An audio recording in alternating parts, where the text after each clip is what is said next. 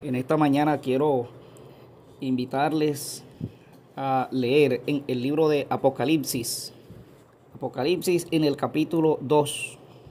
Recordemos que en el libro de Apocalipsis, en los capítulos 2 y 3, aparece el mensaje del Señor a las 7 iglesias: Éfeso, Esmirna, Pérgamo, Tiatira, Sardis, Filadelfia y la Odisea.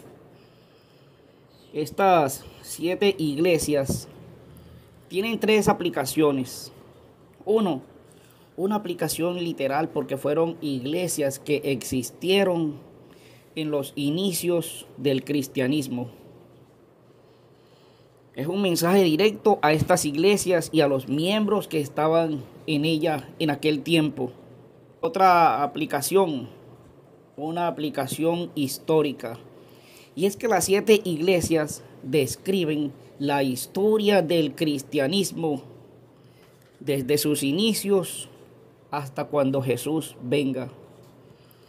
Y bueno, cronológicamente nosotros estamos viviendo en el tiempo de la última iglesia, la iglesia de la Odisea. Y otra aplicación es una aplicación escatológica en la que nosotros podemos extraer el mensaje de cualquiera de las iglesias y aplicarlo a nuestra vida. Y en esta mañana quiero tomar un pasaje que aparece en el capítulo 2, en el mensaje a la iglesia de Pérgamo. Quiero invitarles a leer en el capítulo 2, versículo 17. Dice la palabra del Señor: el que tiene oído, oiga lo que el Espíritu dice a las iglesias. Al que venciere, daré a comer del maná escondido, y le daré una piedrecita blanca, y en la piedrecita escrito un nombre nuevo, el cual ninguno conoce, sino aquel que lo recibe. Dice el texto: al que venciere.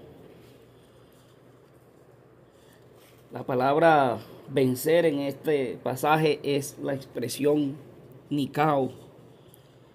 Y esta palabra tiene varios significados. Puede ser traducida como triunfar, conquistar, salir victorioso en los desafíos o en las batallas de la vida diaria. Y bueno, mi hermana, mi hermano, ser un vencedor en las batallas de la vida no es fácil. Porque a nosotros nos toca enfrentar diferentes batallas, y más si seguimos a Jesús. Porque el enemigo está furioso, se llena de odio contra todo aquel que decide entregar su vida a Jesús. Y salir victorioso, mis hermanas y mis hermanos, en la batalla de la vida con relación al pecado. Porque día a día el enemigo utiliza los atractivos del mundo para hacernos caer, para hacernos perder. No es fácil ser un vencedor cuando hay tantas tentaciones que llegan a nuestras vidas. Y lamentablemente muchos cristianos terminan cediendo ante de pronto la prueba o la tentación del adulterio, de la fornicación, del engaño, del hurto, de la mentira. Pero también ser un vencedor en la lucha contra el yo. Porque nuestra lucha, los atractivos del mundo, Satanás que los utiliza, pero también está nuestro ego, nuestro propio yo. Muchas veces es nuestro propio o principal enemigo.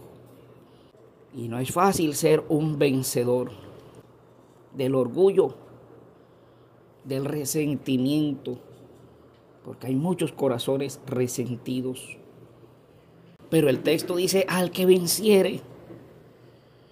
Pero esta expresión también implica ser un vencedor o ganar en un juicio, ganar un veredicto, como cuando la persona es llevada ante un estrado, es acusada de X o Y delito.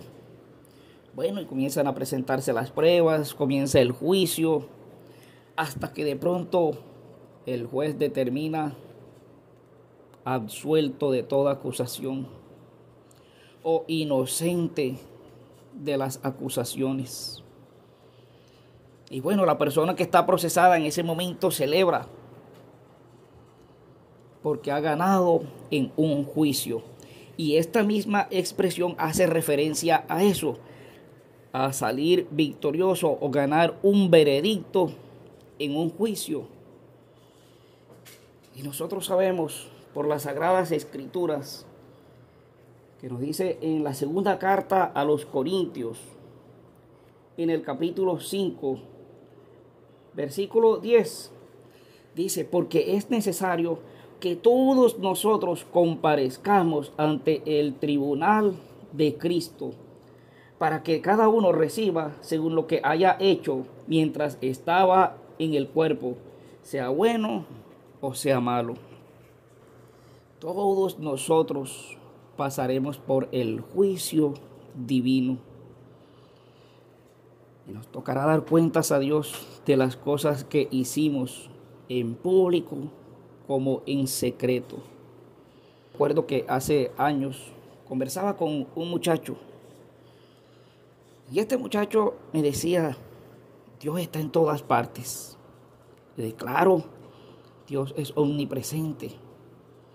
Así como está con nosotros aquí, está con su familia en su casa, está en cualquier lugar del mundo.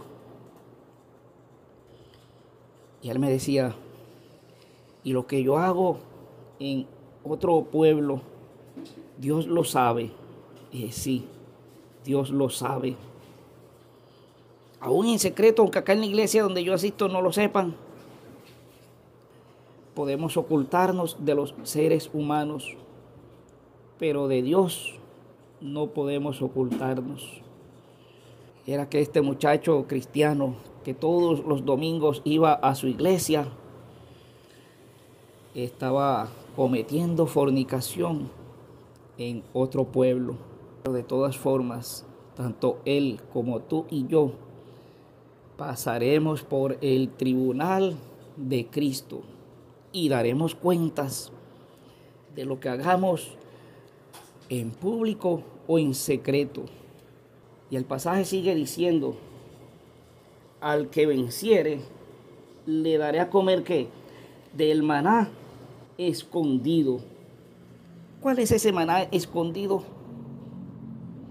Quiero invitarles a leer en el libro de San Juan, en el capítulo 6, versículos 31 al 35. Dice Jesús: nuestros padres comieron el maná en el desierto, como está escrito: pan del cielo les dio a comer.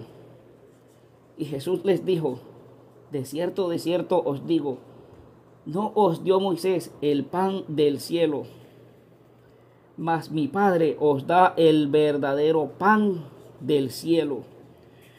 Porque el pan de Dios es aquel que descendió del cielo y da vida al mundo. Dijeron: Señor, danos siempre este pan. Jesús les dijo: yo soy el pan de vida. El que a mí viene no tendrá nunca hambre, y el que en mí cree no tendrá sed jamás. ¿Cuál es ese pan del cielo que da vida? Jesús. El pasaje dice que al que venciere, el Señor le dará a comer del maná escondido. ¿Qué es esto del maná escondido? Existía una tradición, la tradición, ustedes recuerdan, que dice las Escrituras, que cuando Moisés colocó la tapa del arca, el propiciatorio, dentro del arca iban las dos tablas de la ley. la vara de Aarón iba un recipiente con maná.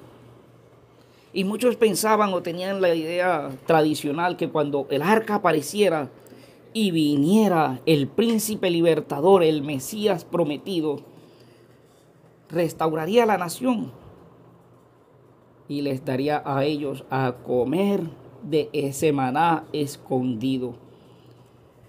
Era una creencia tradicional, pero el verdadero maná escondido, el verdadero pan de vida, ¿quién es? Jesús. No tendremos hambre ni sed jamás. ¿Por qué? Porque Jesús debe ser el centro de nuestras vidas. ¿Por qué? Porque un día Jesús nos dará la vida eterna. Y ese es el maná escondido. La vida eterna que tú y yo podemos obtener solamente en Jesús.